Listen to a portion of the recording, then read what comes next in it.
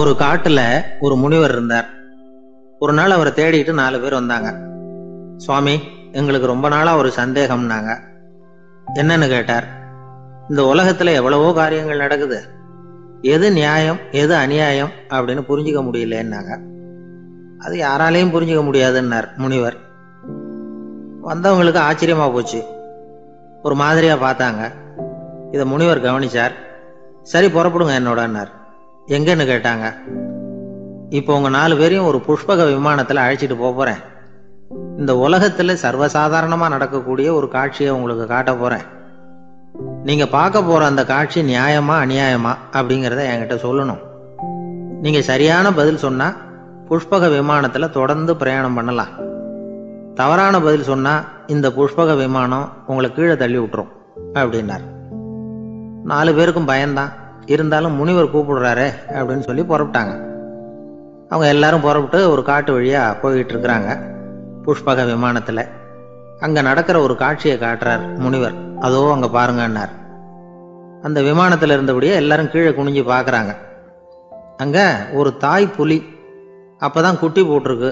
குட்டிகளை ஈன்ற உடனே பசிக்கு இறை தேடி அந்த பக்கமா வருது. அதே நேரம் ஒரு தாய் மான், அதுவும் அப்பதான் குட்டி போட்டிருக்கு. அதுவும் இதே மாதிரி குட்டிகளை ஈன்ற உடனே பசிக்கு இறை தேடி அந்த பக்கமா வருது. இப்ப அந்த புலி அந்த மானை அடிச்சு போட்டுடுது. அதுவும் சாப்பிடுது, குட்டிகளுக்கும் கொடுக்குது. இப்போ அந்த புலி குட்டிகள் முகத்துல மகிழ்ச்சி, தாயை இழந்த அந்த மான் குட்டிகள் முகத்துல துக்கம். இப்போ அந்த முனிவர் 4 பேர்கிட்டையும் கேட்கிறார், நீங்க இங்க பாத்தீங்களே, இதுல எது நியாயம் எது அநியாயம்? ஒவ்வொருத்தரா சொல்லுங்க. உங்க பதில் சரியில்லைன்னா இந்த விமானம் உங்களை கீழே தள்ளி விட்டுரும். சொல்லுங்க பார்க்கலாம்னார். முதல்ல ஒருத்தன் சொன்னான், அந்த புலி செஞ்சது சரிதாங்க. அது பசிக்கு அதுதான் ஆகாரம். தன்னுடைய பசிக்கு தானே இறை தேடிக்கிட்டுது. அதுல என்ன தப்பு? அவ்வளவுதான். அதனால புலி செஞ்சது நியாயம்தான் அப்படின்னா. அவ்வளவுதான், அந்த விமானம் அவனை அப்படியே கீழே தள்ளி விட்டுட்டுது. அதனால அவன் கொடுத்த பதில் சரியில்லை அப்படிங்கிறது புரிஞ்சு போச்சு. இப்போ 2வது ஆள் சொன்னான், புலி செஞ்சது பாவம், அந்த தாய்மான் என்ன தப்பு பண்ணிச்சு? இப்போ அந்த குட்டிகளுக்கு யாரு ஆதரவு? அதனால புலி செஞ்சது அநியாயம் அப்படின்னா.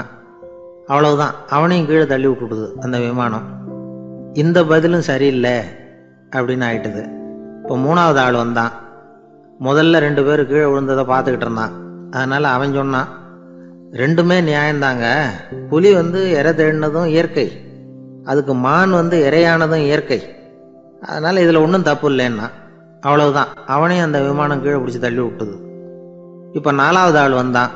முனிவர் கேட்டார், நீயாவது சொல்லுப்பா, இந்த செயல்ல எது நியாயம்னார். அவன் தெளிவா பதில் சொன்னான். அதாவது என்ன சொன்னான்னா, எனக்கு தெரியல அப்படின்னா. அவனை விமானம் கீழே தள்ளல, சௌரியமா அழைச்சிட்டு போட்டுது. இவனும் பிரயாணம் சௌக்கியமா பண்ணானான். ஆக இதுதான் சரியான பதில்ங்கிறத முனிவர் உணர்த்தினார். இந்த கதையிலிருந்து நாம புரிஞ்சுக்க வேண்டியது என்னன்னா, இந்த உலகத்துல எவ்வளவோ காரியங்கள் நடக்குது.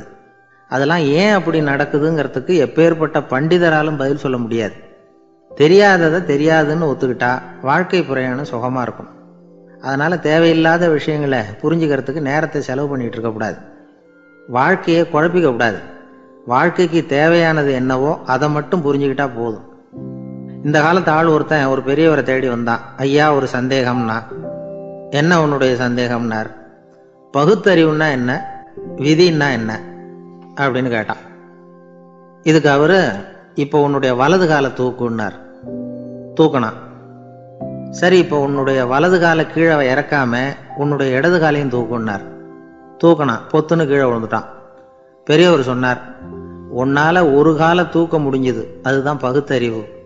2 கால்களையும் ஒரே சமயத்துல தூக்குனா அடிபடும், அப்படிங்கிறது தான் விதி அப்படின்னு விளக்கம் கொடுத்தார். இவன் தன்னுடைய விதியை நொந்துகிட்டே இடுப்பை பிடிச்சிக்கிட்டு அங்கிருந்து நடந்து. ஒரு ஆளு வேகமா நடந்து போய்கிட்டு இருந்தான். அவன் வேகமா நடக்கிறதுக்கு காரணம் வெயில் காலம், காலில் செருப்பு இல்லை, மணல் பாதை, அதுதான் வேகம். காலில் செருப்பும் இல்லாம கையில குடையும் இல்லாம அந்த ஆளு வெயில்ல நடந்து போய்கிட்டு இருக்கிறான். அந்த சமயத்துல இன்னொருத்தன் குதிரை மேல ஏறி அந்த வழியா வந்துகிட்டு இருக்கிறான். அவன் காலில் செருப்பும் இருந்தது, கையில குடையும் இருந்தது. நடந்து போய்கிட்டு இருந்தவன் அந்த குதிரை ஆசாமியை பார்த்து கேட்டான், ஐயா, நீங்களும் குதிரை மேலே உட்காந்துக்கிட்டு போய்கிட்டு இருக்கிறீங்க, அப்படி இருக்கிறப்போ உங்களுக்கு அந்த செருப்பு என்னத்துக்கு? அதை எனக்கு கொடுத்து உதவலாமே அப்படின்னா. குதிரை மேலே உட்காந்துருந்தவன் யோசனை பண்ணி பார்த்தான். இவன் சொல்கிறது நியாயம்தானே அப்படின்னு சொல்லி தன்னுடைய செருப்பை கழட்டி அந்த வழிப்போக்கனுக்கு கொடுத்துட்டான். ரொம்ப நல்லதுங்க அப்படின்னு சொல்லி இவன் அதை வாங்கி காலில் மாட்டிக்கிட்டான். அதுக்கப்புறம் மறுபடியும் இவன் ஆரம்பித்தான், ஐயா, நீங்கள் குதிரையில் போகிறதுனால போக வேண்டிய இடத்துக்கு வேகமாக போய் சேர்ந்துருவீங்க. அதனால் உங்கள் கையில் அந்த குடை என்னத்துக்கு? நான் நடந்து போயிட்டு இருக்கிறவன், ரொம்ப நேரம் நடக்க வேண்டியிருக்கும் இந்த வெயிலில், அதனால் அந்த குடையையும் எனக்கு கொடுங்களேன் அப்படின்னா. குதிரை வீரன் யோசனை பண்ணி பார்த்தான், இதுவும் நியாயம்தானே அப்படின்னு அவனுக்கு தோணுச்சு.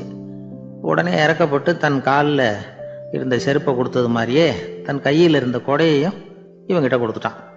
அதுக்கப்புறம் அவன் நிம்மதியாக புறப்பட்டான்.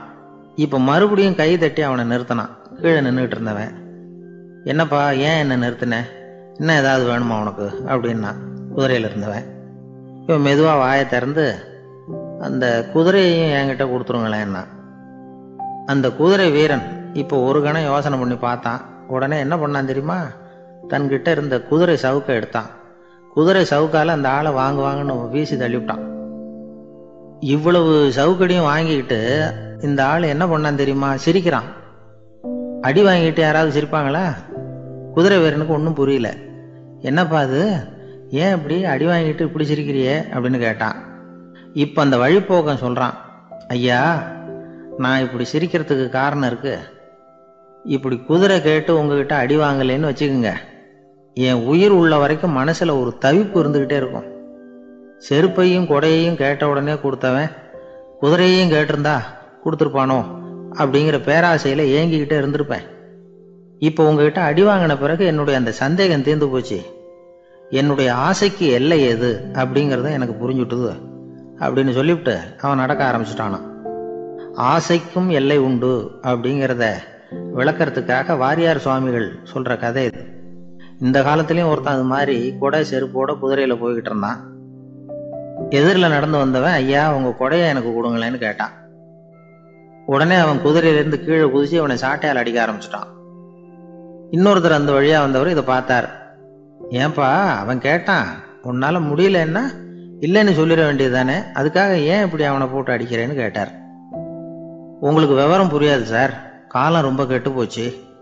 கேட்டதை கொடுத்தேன்னு வச்சுக்கோங்க, இந்த குதிரையே என்னோடது, அவன் திருடிக்கிட்டு போகிறான் அப்படின்னு என் பேரில் புகார் கொடுக்க ஆரம்பிச்சிருவான் சார் அப்படின்னா. அது எப்படி அவ்வளோ உறுதியாக சொல்கிறேன்னு கேட்டார் அவர். ஏற்கனவே அது மாதிரி ஒருத்தன் பேரில் புகார் கொடுத்துட்டு தான் இந்த குதிரையை நான் தள்ளிட்டு வந்துக்கிட்டு இருக்கிறேன்.